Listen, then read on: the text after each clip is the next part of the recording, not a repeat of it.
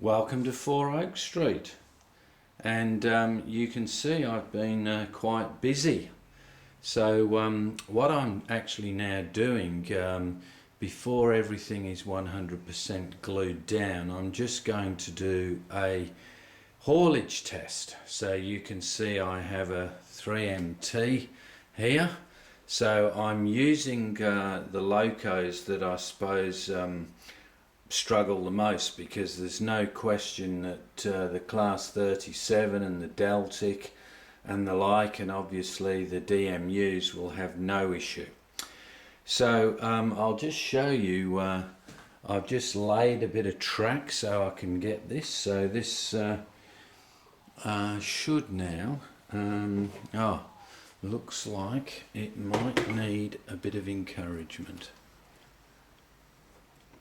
I just had it working perfect, and all of a sudden we're back to not working well at all. Come on. Now I must let you know that the track has not been wired, so we are running off wiring that goes back to the section before the viaduct.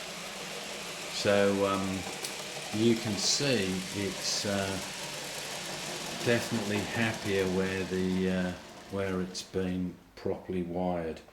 So this was just to get an idea of how this grade's going to perform. So it's 2%. Tried to get a fraction under. So we'll just bring it round again, and I can show you how I've actually calculated it. So here it comes down now. So this is the section that it will come down to. It's very slow to react as well, because obviously it's not wired, but I will also have that booster as well in place. So this will give you a bit of an idea. So this is where it would go through to the drop down section, which is out at the moment. So I'm just going to now give it another go up the grade. So this is with 7 coaches, so pretty impressive really. And finally, over the viaduct, which is a milestone, and I must admit that I am again enthused. So how did I do the gradient? Well, I sort of worked out the distance, and then I decided to put it onto an Excel sheet. So hopefully you can see this. So what we have here is, it starts off at 9 centimeters, which is where the bulkhead is, and it obviously has to descend down to when it crosses the lift out section, it's going to be 3 centimeters or 30 mil. So what we have here is, we're starting off at the 90 mil or 9 centimeters and finishing up here at the 30 mil. So each step represents 190 mil between the piers, and as it steps, you can see that it steps down by the same amount. Now the reason that there's 2 columns here is because the track bed here has been around 13.5 mil, and the bit that I'm using at the moment is 12.5 mil. So after you take the track bed calculation away, so in the case of this one here, which you see is 90, take away 13.5 for the track bed means I cut the pier at 76.5, which is that would be the first one. That one there at 72.75, and so on, until you work your way down. So I wouldn't say it's 100%, but it's a real good guide. And one of the things I've been able to do to work out where I am in terms of how far I've gone is actually by using a piece of track, which we know is a metre. So this scale along the bottom is the distance, so it's approximately 3 metres, and we have to drop down from 90 down to 30. So we're dropping down 6 centimetres in just over 3 metres. So just to give you an idea of that, in this situation here, I've got the tape measure set at a metre. We are at 5 centimetres there, and where the tape measure starts, and this isn't that one from Taiwan that gave me a bit of trouble. So we're around about, when this is actually where it should be at 3 centimetres. So that's how I work out the grades.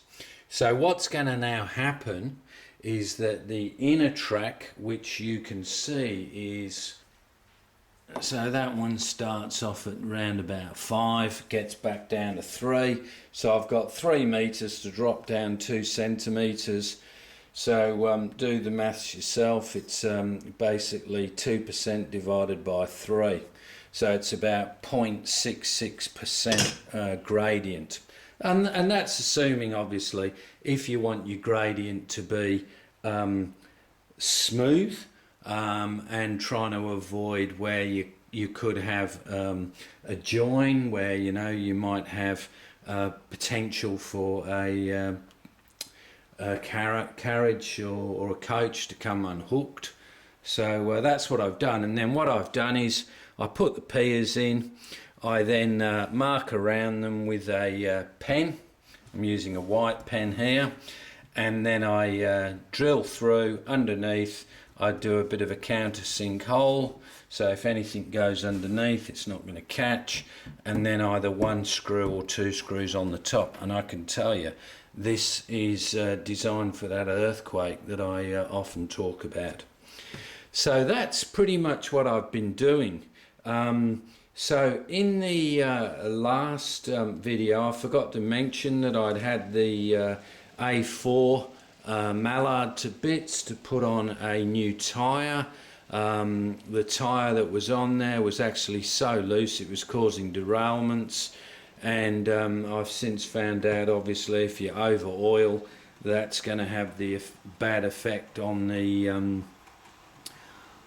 on those tyres. So I also had this this one to bits as well, removing part of the cat again from it, who likes to jump up. And I've also been able to install the MRC or Gauge Master Wi-Fi, which then means I can now, instead of just having this throttle, I can actually use dual throttle off the iPad once I get the full circuits working.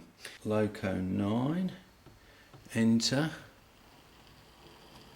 Now, one thing, so I can tell you it won't have a cat and hell's chance of pulling these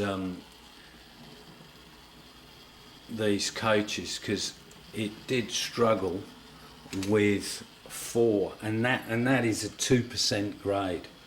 So one of the things that I did, just as a bit of a test, so I'll just demonstrate where it's at.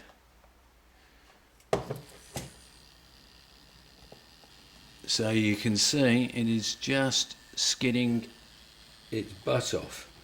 So what I did was, I had here a piece of dowel which is fairly light, and I've got that on with a bit of blue tack, and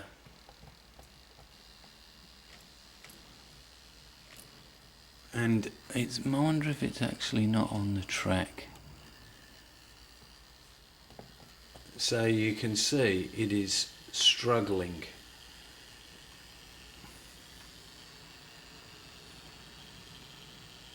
But I do think it is the tyres as well.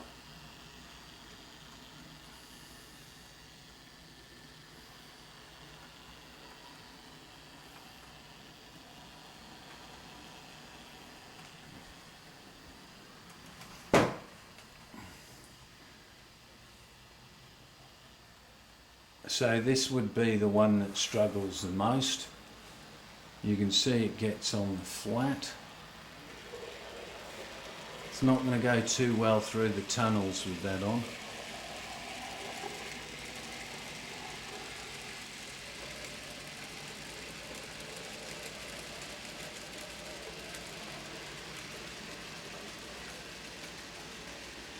So I am going to have to bring it back now.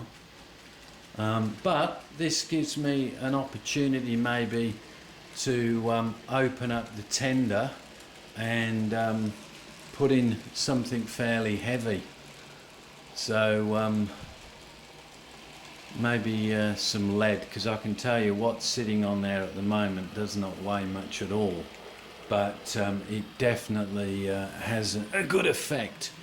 But I'm just excited again about the layout.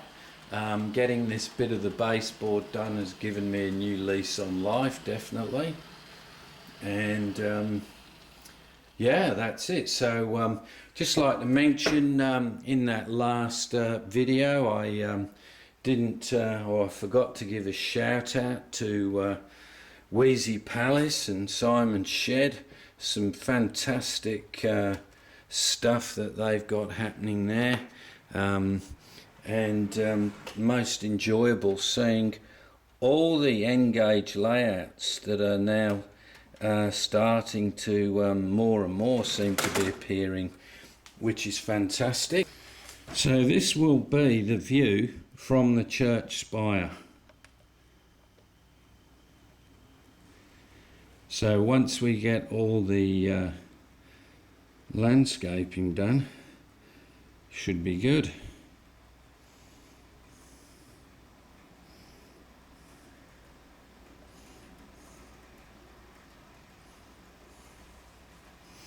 So the 3MT with 7 coaches. You can definitely hear the extra sound when it hits the ballast. I do like the quiet version myself.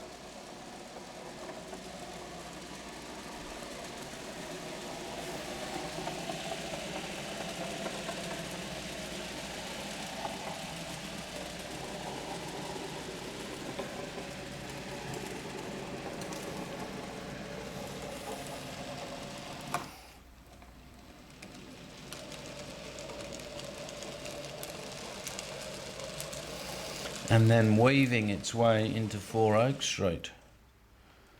So that's the update. So thank you to all those subscribers and people that follow. Obviously the more layouts that we all follow, I think the better for the hobby. So until next time, thank you very much. Goodbye.